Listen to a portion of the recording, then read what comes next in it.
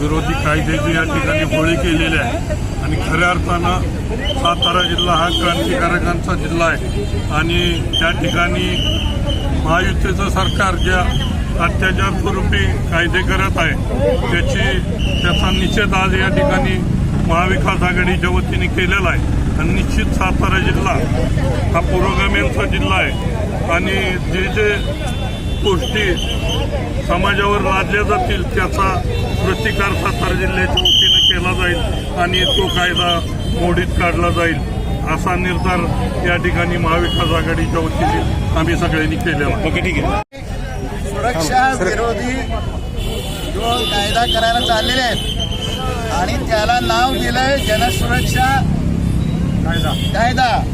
जनसुरक्षा मुस्कटदाबी जनांची मुस्कटदाबी करणारा कायदा आहे आणि त्यामुळं आज सगळ्या सातारा जिल्ह्यातल्या जनतेनं कष्ट करणाऱ्या जनतेनं साध्या साध्या लोकांनी शेतकऱ्यांनी शेतमजुरांनी धनग्रस्तांनी या सगळ्यांनी या ठिकाणी सर्व थरातल्या लोकांनी या ठिकाणी निदर्शनं केलेली आहेत.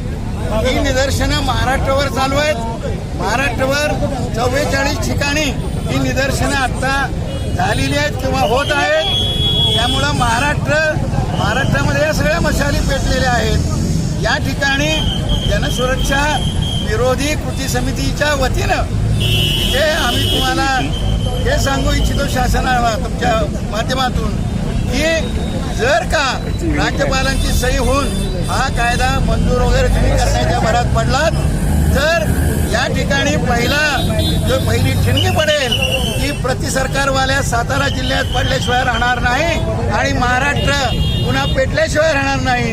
आत्ता आम्ही आलो असो 1000वर पण त्यावेळेला आम्ही जे येऊ ते हजारोंच्या संख्येने येऊ आणि महाराष्ट्रात लाखांच्या संख्येने जनता ही रस्त्यात उतरल्याशिवाय राहणार नाही.